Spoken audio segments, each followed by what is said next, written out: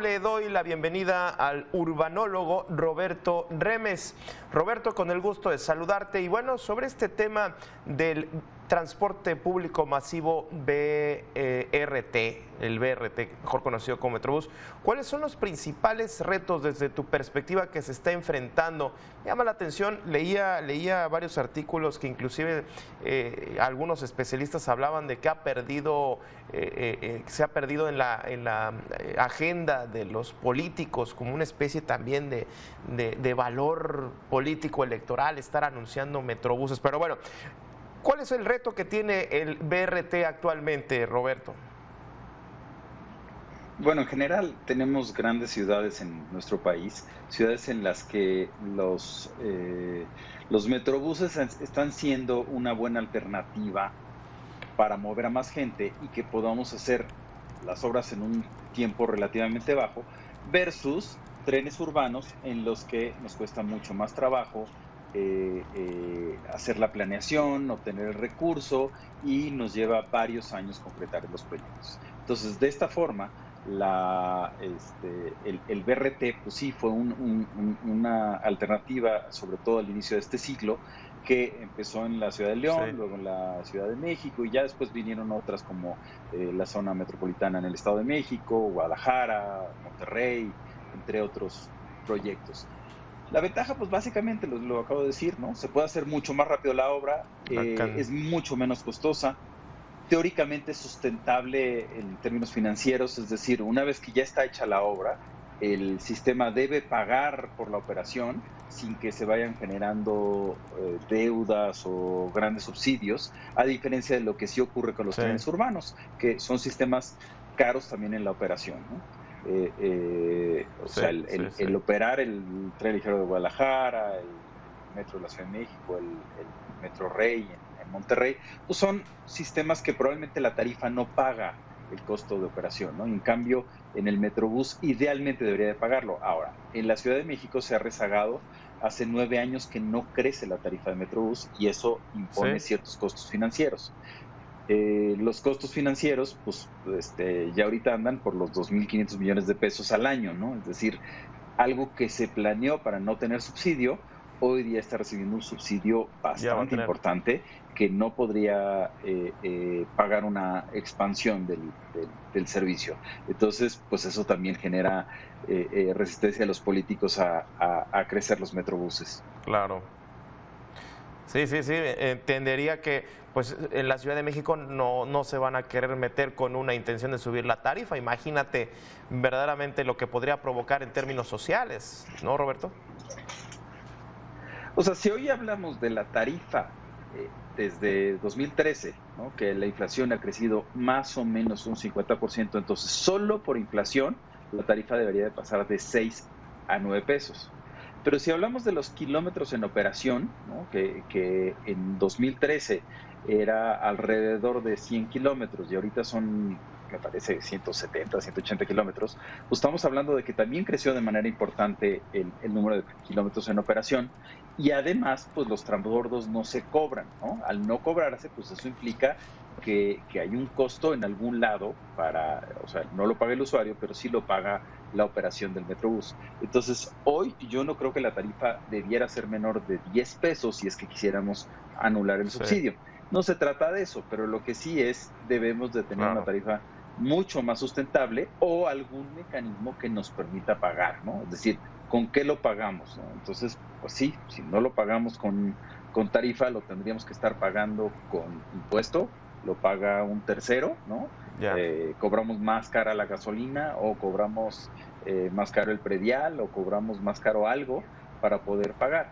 Entonces, me parece que en conjunto, la expansión que podría tener todavía muchos kilómetros posibles de desarrollar en la Ciudad de México, se enfrenta a pues, dificultades por parte del gobierno, es decir, le cuesta dinero la operación de una red más amplia, resistencias vecinales, ¿no? Vimos lo más reciente fue la expansión de la línea 3 hacia el sur, que hubo alguna resistencia vecinal y el gobierno decidió cortar 2 estaciones antes Ujú. la ampliación hacia el sur Y pues también vemos que no se entiende también cuál es la funcionalidad técnica de tenerlo al centro, tener estaciones. Ahí estamos viendo en la pantalla algunos otros sistemas en el país, y algunos sistemas hasta tienen rebase, por ejemplo, ¿no? El sistema de estaciones, cuando hay espacio, en el caso de mi macro en Guadalajara, ese tiene rebases, y eso hace que también haya la posibilidad de hacer servicios expresos, que entonces las estaciones al centro pueden dar cierta funcionalidad también de un abordaje muy rápido, versus cuando ponemos, en el caso de algunas rutas buenas, ¿no? Pero van haciendo parada y va viendo un abordaje individual, y la gente marcando la tarjeta o depositando en la alcancía. Eso es mucho más lento que cuando tenemos estaciones al centro y todo el abordaje ocurre al mismo tiempo y todas las salidas ocurren al mismo tiempo, versus pues, a cuentagotas el abordaje y a cuentagotas la salida. Claro. Eso es más lento de operar, ¿no? Oye, te quería preguntar, Roberto, perdón y disculpa, pero para que no nos gane el tiempo. Hace un momento comentábamos, 13 ciudades solamente tienen una especie de metrobús, desde, como comentabas, Nuevo León, Ciudad de México, Jalisco, Puebla. Me llama la atención, leía, cumple alrededor de 13, 17 años desde que empezó el metrobús.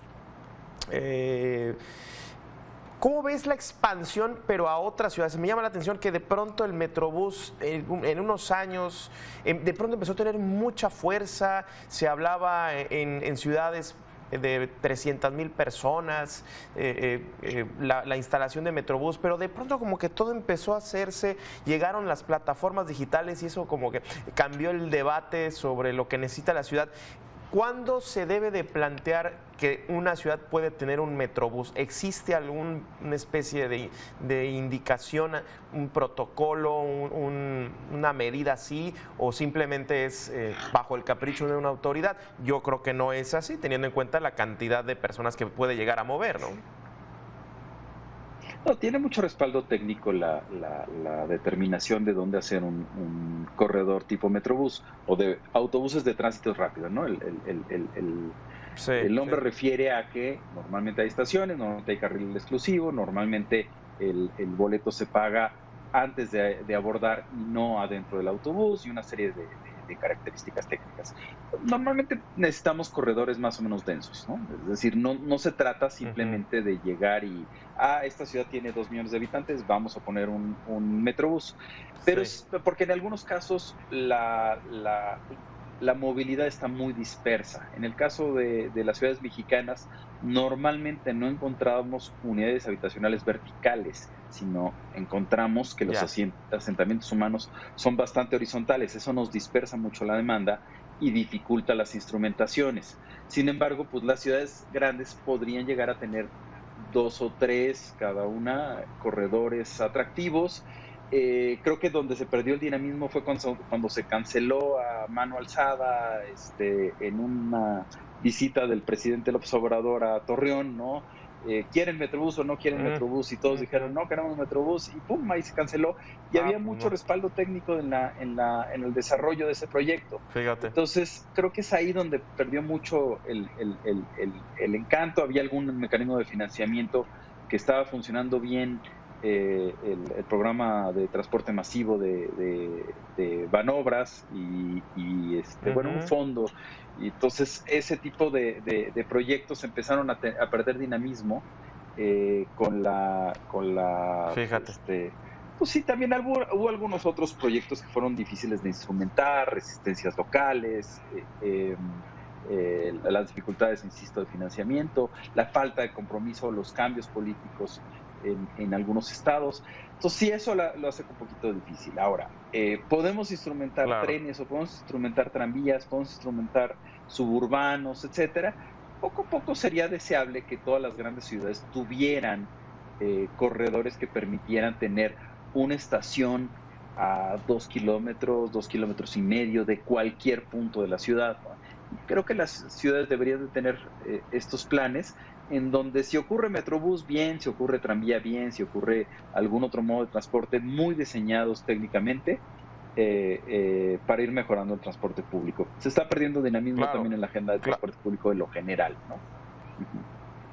Sí, sí, me queda claro que si al jefe del Estado mexicano le hace ese desdén a una obra, pues sí, y se empieza a replicar, ¿no? Ya para que tu proyecto lo empujas si al jefe del Ejecutivo no le gusta o justifica su decisión, ya sabes que justifica su decisión, como bien comentas, a mano alzada, pues sí, ya muchos proyectos se encarpetan, se meten al folder y ahí se guardan, quién sabe durante cuánto tiempo, porque la intención me parece que es que la gente no use el vehículo o deje de usar poco a poco el vehículo, si es que tiene, para darle paso a este tipo de transportes.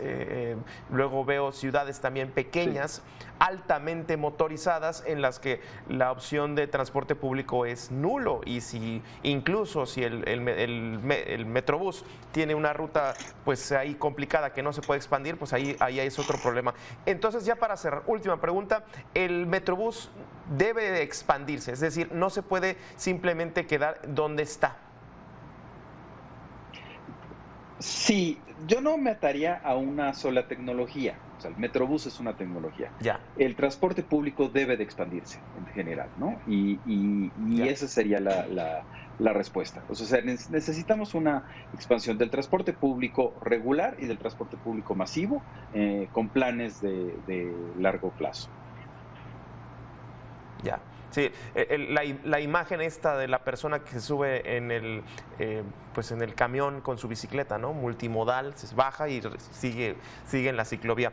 Muchísimas gracias, Roberto, por esta charla. Seguimos entonces al pendiente. Roberto Remes, urbanólogo. Gracias, como siempre. Un abrazo.